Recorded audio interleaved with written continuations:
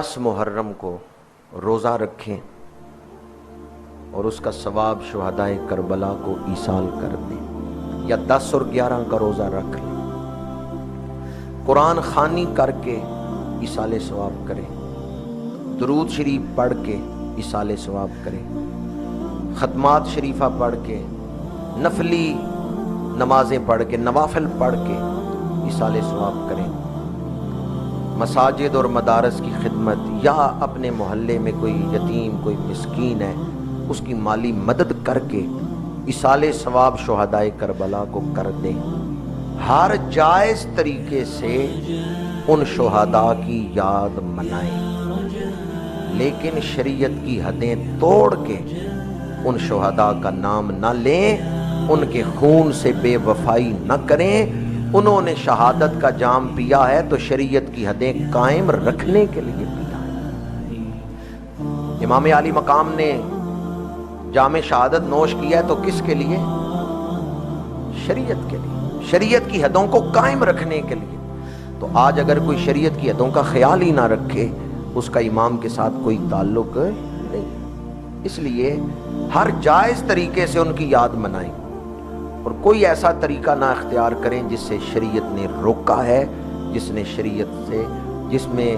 شریعت کی مخالفت ہو۔ شریعت مطہرہ نے جس راستے سے روکا ہے اس سے دور رہیں، اس کو اپنا کر آپ امام عالی مقام کو خوش نہیں کر سکتے۔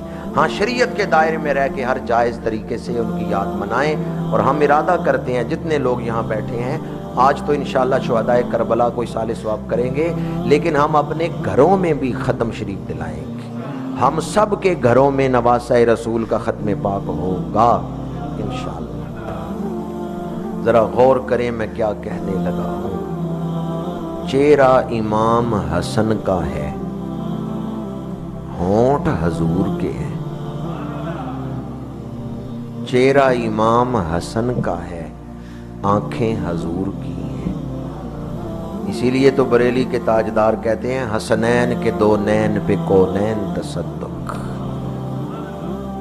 چہرہ حضور کا ہے، چہرہ امام حسن کا ہے، روشنی حضور کی۔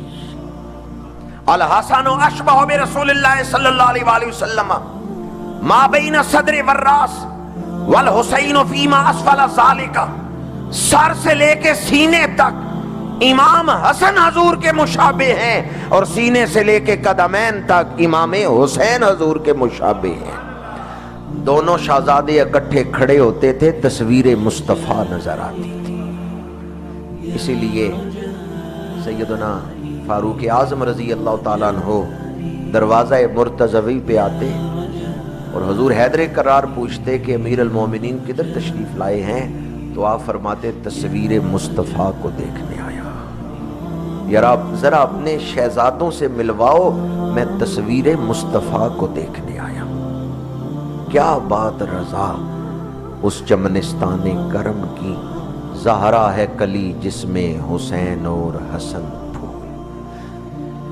امام عالی مقام نے فرمایا انا ابن بنت رسول اللہ صلی اللہ علیہ وآلہ وسلم فلکم فی اسوۃ، میں رسول اللہ کا نواسا ہوں، میرے کردار میں تمہارے لیے نمونہ ہے۔ میں اگر فاسق و فاجر کی بیعت کر لوں تو آنے والے دور میں مسلمان کہیں گے فاسق کی بیعت جائز ہے، اگر جائز نہ ہوتی تو نواسہ رسول یزید کی بیعت نہ کرتے۔ میری بیعت حوالہ بن جائے گی، میری بیعت سند جواز بن جائے گی ہر فاسق و فاجر کے لیے۔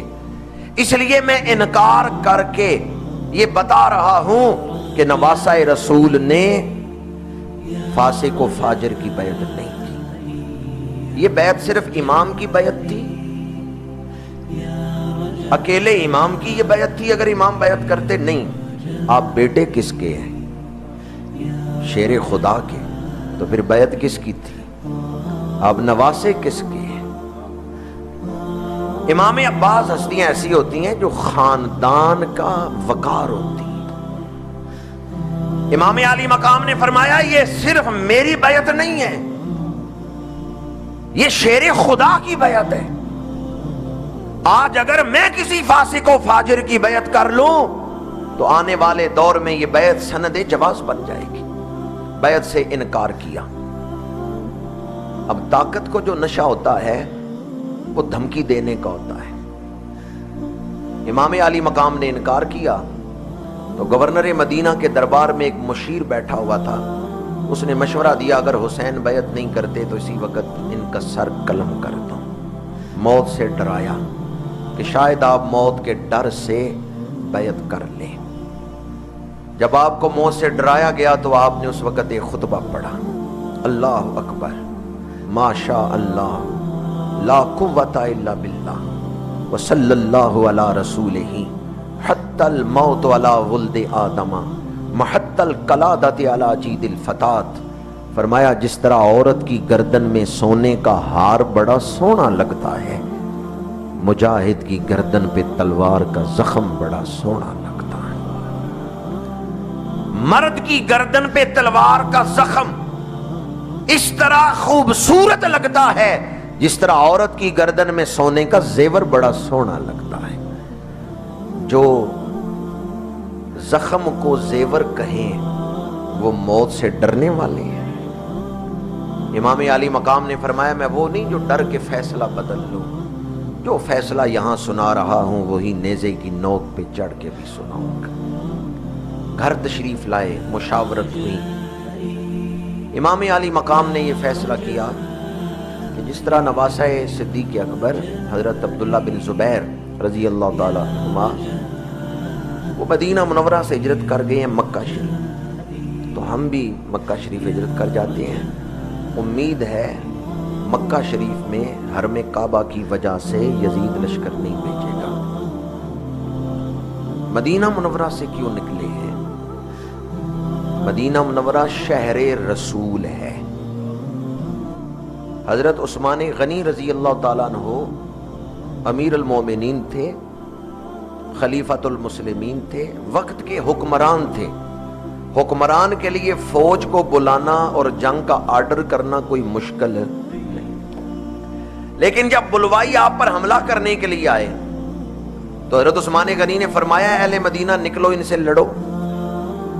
فرمایا حضرت عثمان غنی نے, حتیٰ کہ جب حضرت عثمان غنی پہ تلوار چل رہی ہے آپ قرآن پڑھ رہے, خود بھی تلوار اٹھا کے وار نہیں روکا. آپ کی بیوی حضرت نائلہ نے کہا تھا دشمن دروازہ توڑ کے اندر آ گئے ہیں تو آپ تلوار اٹھائیں.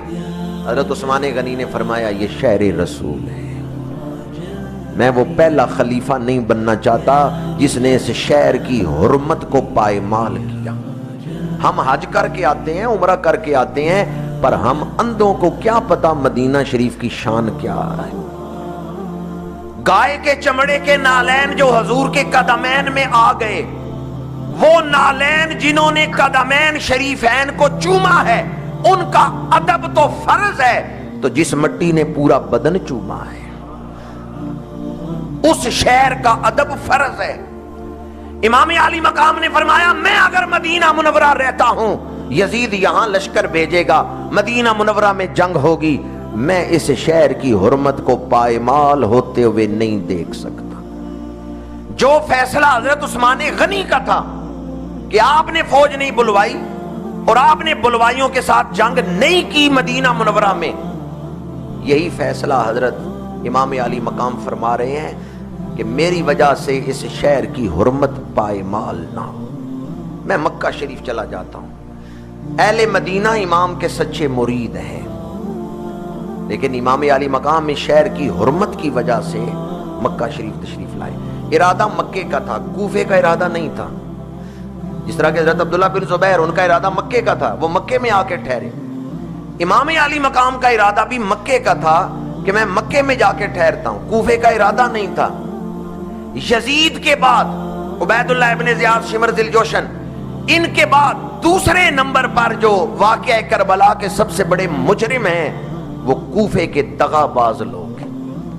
جب ان کو پتا چلا نواسہ رسول مدینہ منورہ سے مکے آ گئے ہیں, انہوں نے کہا نواسہ رسول کے قدم نہ لگنے دینا مکے میں, کہیں وہ اہل مکہ سے بیعت نہ لے لیں. نواسہ رسول کے پیر نہ مکے میں جمنے دینا. جھوٹے خط لکھو خطوں پہ خط کہ جلدی آپ کوفے آئیں، جلدی آپ کوفے آئیں۔ یزید کے بعد، یزیدی حکومت کے بعد دوسرے بڑے مجرم ہیں واقعہ کربلا کے تو کوفے کے دھوکے باز، دغا باز اور جھوٹے وفادار۔ نام لیتے تھے ہم وفادار ہیں وفادار ہیں، پر جھوٹی محبت جتانے والے تھے۔ یہ سب سے بڑے مجرم ہیں یزید کے بعد۔ سب سے پہلے تو یزید، عبید اللہ ابن زیاد، شمر ذی الجوشن، عمر بن سعد، یہ مجرم ہیں۔ لیکن ان کے بعد دوسرے نمبر پہ جو سب سے بڑے مجرم ہیں واقعہ کربلا کے، وہ جھوٹے عقیدت مند ہیں،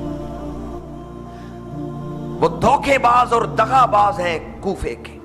انہوں نے خطوں پہ خط لکھے، امام آپ مکے میں نہ ٹھہریں، آپ کوفے آئیں۔ امام نے مشاورت طلب کی ہے، آپ کے اصحاب نے مشورہ یہی دیا ہے کہ آپ کوفے والوں پہ اعتماد نہ کریں، آپ مکے میں رہیں۔ انہوں نے تو نوکریاں حاصل کر لی تھیں دشمن کی فوج میں، وہ تو تنخواہیں لے رہے تھے دشمن کی فوج سے۔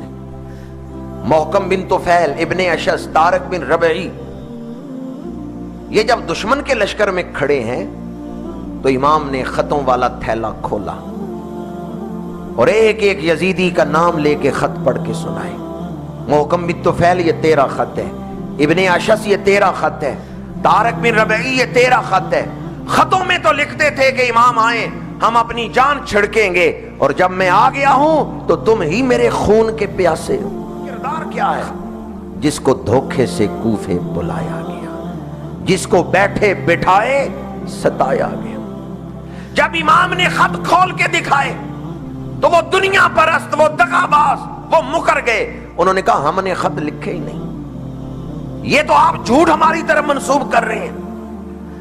اس وقت امام عالی مقام نے فرمایا میں نواسہ رسول ہوں، میں نے آج تک زندگی میں ایک جھوٹ بھی نہیں بولا۔ دوبارہ عرض کر رہا ہوں، وہ ہستی جو دنیا میں آئے، ماں کا دودھ بعد میں پیے، نبی کا لعاب دہن پہلے چوسے، وہ جھوٹ کیسے بول سکتے ہیں؟ زبانیں جن کو حضور کہیں حسین منی وانا من حسین۔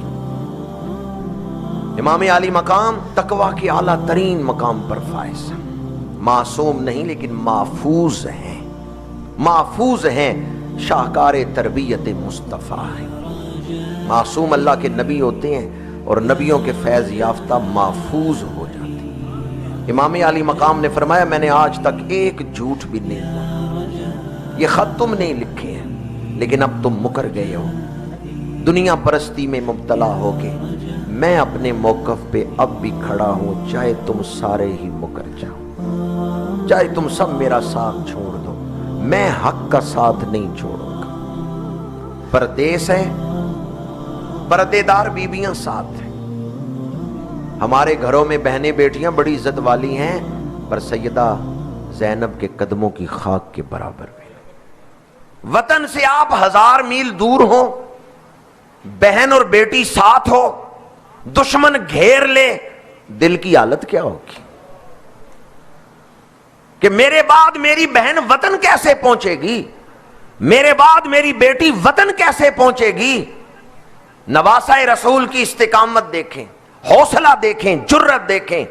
پردیس ہے، پردے دار بیویاں ساتھ ہیں، بلانے والے مکر گئے ہیں، لیکن امام کیا فرما رہے ہیں؟ وَإِن كَانَتِ اللَّبْدَانُ لِلْمَوْتِ أُنشِئَتْ فَقَتْلُ إِبْرَاهِيمَ فِي السَّيْفِ فَقَتْلُ إِبْرَاهِيمَ بِالسَّيْفِ فِي اللَّهِ أَفْضَلُ۔ جب جسموں کے مقدر میں موت کا فیصلہ لکھ دیا گیا ہے کہ ایک دن ہم نے موت کے دروازے سے گزرنا ہے، فَقَتْلُ إِبْرَاهِيمَ بِاللَّهِ، پھر اللہ کے راستے میں جان دے دینا، فَقَتْلُ إِبْرَاهِيمَ فِي اللَّهِ بِالسَّيْفِ أَفْضَلُ، پھر اپنی تلوار سے اللہ کے راستے میں لڑتے ہوئے جام شہادت نوش کر لینا، یہ سب سے اعلیٰ موت کا تاج ہے جو انسان پہن لے۔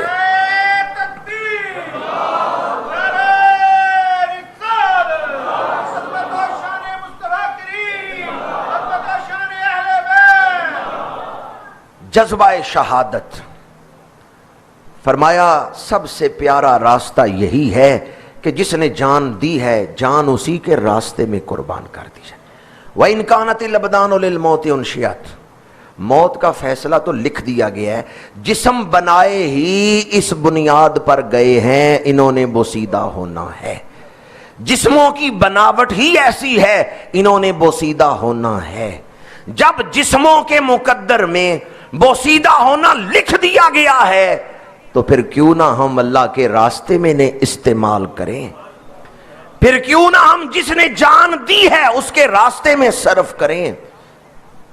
شہادت ہے مطلوب و مقصود مومن، نہ مال غنیمت نہ کشور کشائی۔ یزیدیوں میں سے کسی نے مشورہ دیا، امام یہ 7 محرم کی بات ہے، آپ بیعت کر لیں، اپنی نسل کو بچا لیں، ورنہ یہاں سب کو ذبح کر دیا جائے گا، آنے والی صدیوں میں کسی کو پتہ بھی نہیں ہوگا کہ حسین نام کا کوئی آدمی بھی دنیا میں آیا تھا، آپ کا ذکر تو مٹ جائے گا۔ بیعت کر لیں اور اپنے آپ کو بچا لیں، اپنی نسلوں کو بچا لیں، اپنی اولادوں کو بچا لیں۔ امام علی مقام نے فرمایا آج میں نے نظریہ دین کو بچانا ہے، اور تم یہ کہتے ہو کہ میری شہادت سے امت پر کچھ اثر نہیں ہوگا، حق بات پہ کٹتی ہے تو کٹ جائے زباں میری، اظہار تو کر جائے گا جو ٹپکے گا لہو میں۔